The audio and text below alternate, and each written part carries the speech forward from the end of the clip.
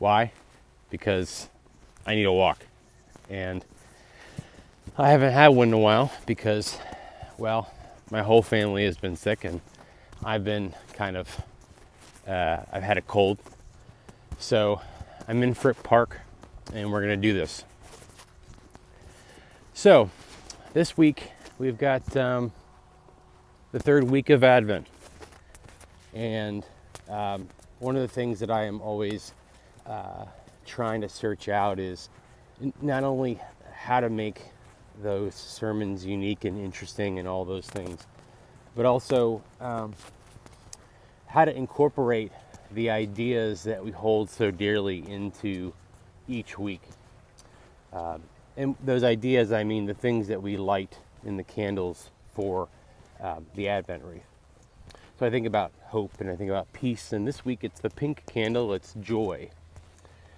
And I love that our ancestors in faith, in terms of the church, reminded us to incorporate a little bit of joy into the season. There already is one whenever you think about the way that you and I celebrate it, but of course some of the idea that we're working with is the fact that it's a time of waiting and longing and darkness, right? It's those who are in darkness shall see a great light. Well, we haven't seen the great light yet, but we are those who also remember joy. And remembering joy means making that classic difference between happiness and joy. Happiness meaning a feeling that you have in the temporary, and joy being something that is sustaining, is kind of internal. It's with you even when you're not feeling particularly happy. And I think when we're exploring the life and times of Jesus, you know, he's certainly not one that just walked around happy all the time. In fact, he was pretty upset all the time. Sometimes he was upset at just the circumstances, sometimes the authorities, sometimes his friends, sometimes he was mad at death. But he's an example, of course, of what joy looks like. That longing for the goodness of God that we can experience. And so this week we have to kind of incorporate some of that idea into this passage for this week. Now, you know that we've been going through a series that I've been calling Home by Another Way, which is a look at the world that Jesus lived in and trying to unpack it a little bit, get a little bit more substance out of the context and the times that he lived in. And you've been doing a great job, because we did a lot of that the last 2 weeks. I have been asking a lot of you in terms of what you're hearing in the sermons, right? And this week is not, this week actually might be harder because, well, what it is the genealogy that we find in Matthew chapter 1. And genealogies show up in Scripture from time to time, and they're a necessary part of the story. Now, I think for you and I, they probably feel a little bit less necessary, and we'll talk about that in a second. But for those who were hearing it for the first time, I don't think that it quite hits us in the same way for them as it did for us. I've always seen them as kind of a marker. You know, I'm here in the park, and I'm coming up on different trailheads, and so as I do so, I will start to hit different places where I can go left or go right or what have you. And the longer I'm on, I hike through these trails, I get to know them a little bit better. And I know which one will kind of take me which direction but it's a good place to kind of start. It's a good place for me to have an understanding of where I'm at. I'm going to pause here so I can read. And that's kind of what genealogies do. Genealogies allow us to see where are you in time and space, where have you been, where are you going, that kind of thing. And they're important. And they tell us a little bit about our expectations for things moving forward. So let me read this one. This is Matthew chapter 1, verses 1 through 6, and then verse 17. Now, the whole genealogy in this first chapter of Matthew is longer than this, but I wanted to give you the section that's most pertinent for what I'll be looking at this week. So here we go. An account of the genealogy of Jesus the Messiah, the son of David, the son of Abraham. Abraham was the father of Isaac, and Isaac the father of Jacob, and Jacob the father of Judah and his brothers. And Judah was the father of Perez and Zerah by Tamar, and Perez the father of Hezron, and Hezron the father of Aram, and Aram the father of Aminadab, and Aminadab the father of Nahshon, and Nahshon the father of Salmon, and Salmon the father of Boaz by Rahab, and Boaz the father of Obed by Ruth, and Obed the father of Jesse, Jesse the father of King David, and David was the father of Solomon by the wife of Uriah. And then 17. So all the generations from Abraham to David are 14 generations, and from David to the deportation to Babylon, 14 generations, and from the deportation to Babylon to the Messiah, 14 generations. I like that it marks it not only by people, but by major events. So, I don't have to talk about genealogies. It's not the lectionary passage. It's not, I don't think it's even something that we focus on most often, but it's something that I have been reading about in different authors, and I said that I've been looking at some different authors when it comes to how to think through the life and times that we're focusing on. And here's one of the things that I like about thinking about the genealogies.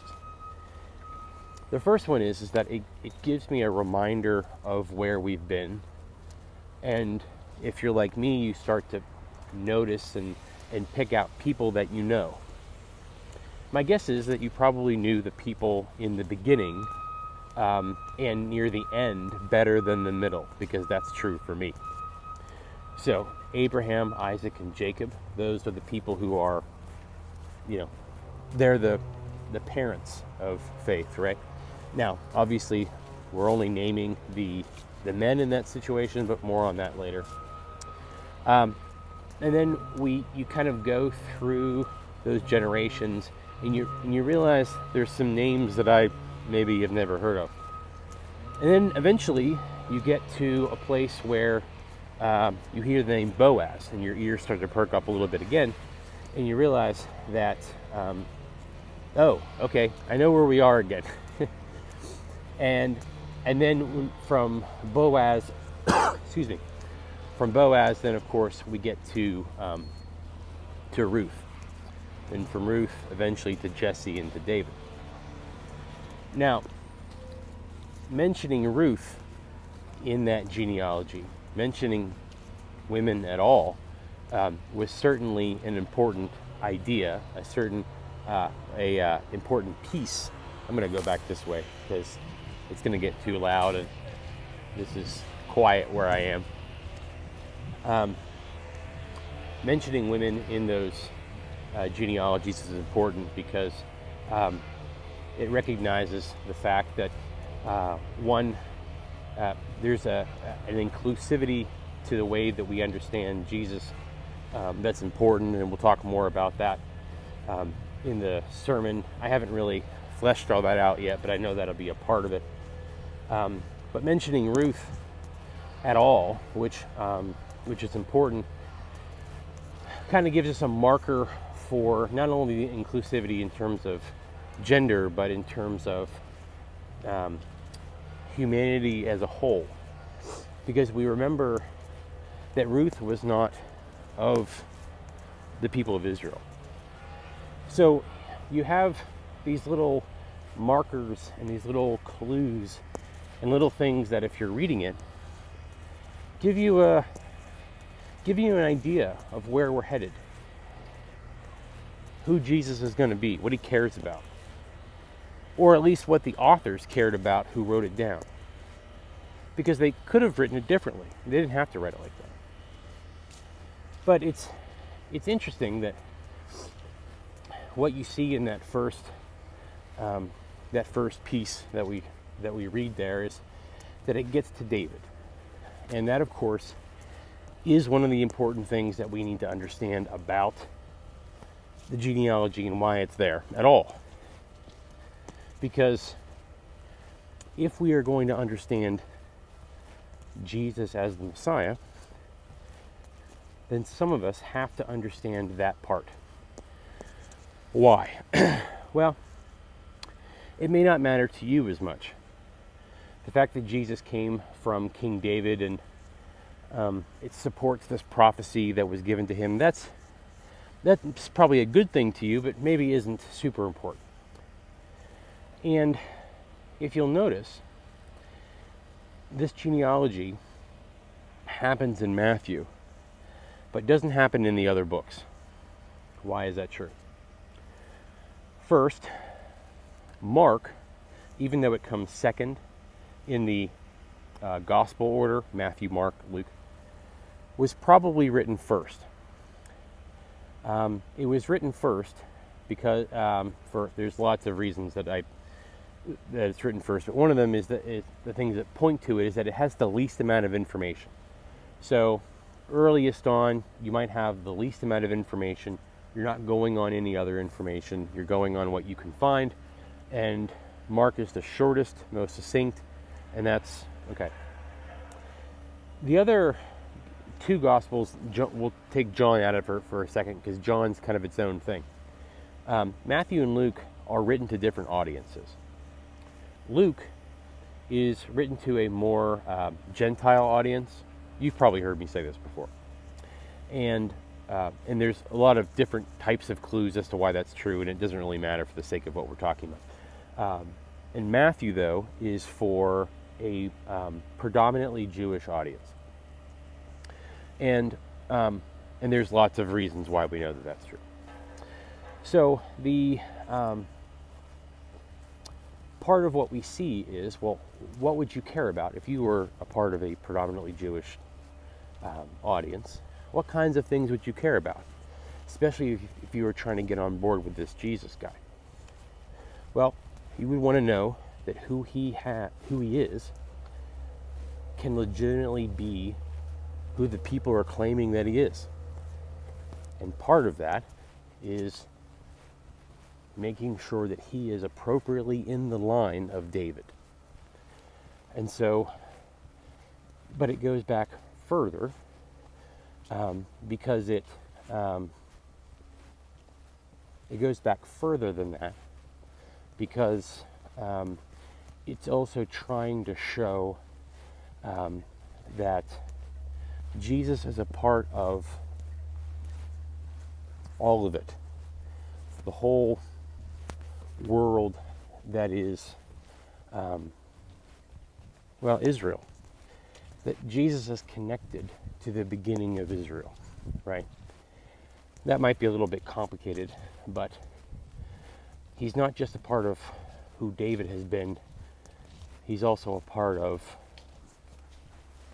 the larger story. And there's another genealogy that, of Jesus that goes back all the way to the beginning, but for our purposes, this is the one we're focusing on here. So Jesus is a part of the line of people that begin and are the most important elements to the identity of the people. And so his incarnation is an extension of that. He is an extension of what has come before. All the things that have been important to the people up until this point, he is a part of. He is woven into the tapestry. I thought that was a snake. He is woven into the tapestry that is the people's experience. So that's what we see in this passage. The genealogies are important, I think, for the people, not only because it gives them some legitimacy, it gives some legitimacy to who he is, but it also, the people can start to see themselves in that as well. And what I mean by that is, if you saw this great line of individuals, my gut says that if you were reading that one of those generations or one of those individuals has some kind of family tie to you. That may not be universally true, but if you look at Abraham, Isaac, and Jacob, and you think about the 12 tribes, and you think about those who came from those 12 tribes, just mentioning those individuals also puts you in the middle of that connection. Meaning, as you're looking at who Jesus is, and you're looking at the history of Israel, you or your family or your tribe or whatever is also a part of that. And that's important. That's an important part of it too, is that it connects the people to who he is. So, I think one of the things that I'll be trying to do on Sunday is to take a little bit more of a detailed look at each individual in that genealogy, because it would be an easier thing to kind of just look at the people that we already know, Abraham and Isaac and Jacob, and then skip ahead to Ruth and to David. But there's a lot of people in the middle there with stories that are important. And that if we were reading them in that context, when that name was mentioned, it would mean something to people. A story would be attached to it. And I want to be able to tell a part of that story. Because part of what this is, I know it's just a list of people, and that's a little bit boring. But what it is that they're little markers, little trailheads along the way of bigger stories. Things that people would have known and remembered. Other parts of Scripture that we don't always connect to the Jesus story. And if all we're really trying to do in this sermon series is understand Jesus and the incarnation a little bit better, then the more we can get of the story, the better off we'll be. So I'm excited about exploring that, because I either haven't before or haven't in a long time. And I think it'll be interesting. I like where this is headed so far. And I like the fact that you all have given me some good responses in terms of how you've been feeling about it, and what we've been learning, and a lot of that has to do with the way that you are approaching it.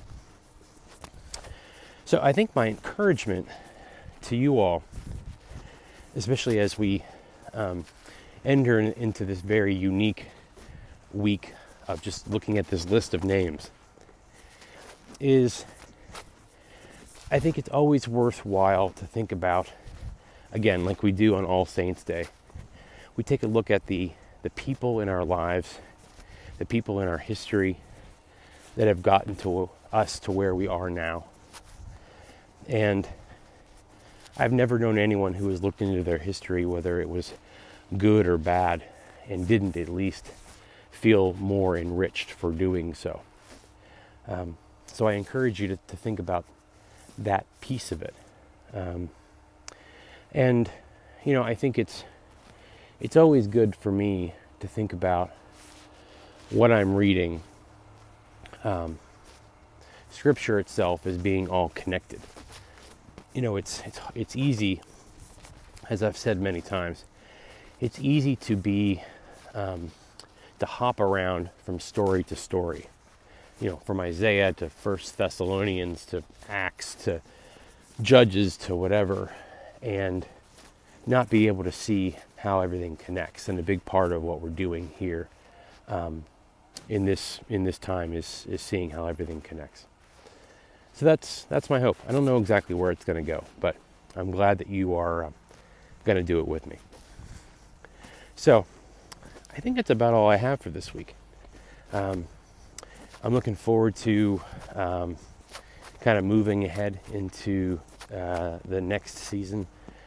This series will go past Christmas into Epiphany, and we have a lot of interesting things planned for the next several weeks, so I'm glad that you get to be a part of it. But for now, I really do appreciate you taking a walk with me, and I hope that this wasn't too annoying. And if it was, then you'll let me know. But for now, keep going. Good luck while you're shopping out there and doing all the other holiday things that we're trying to do in this crazy season. And I will see you next time for another First Look.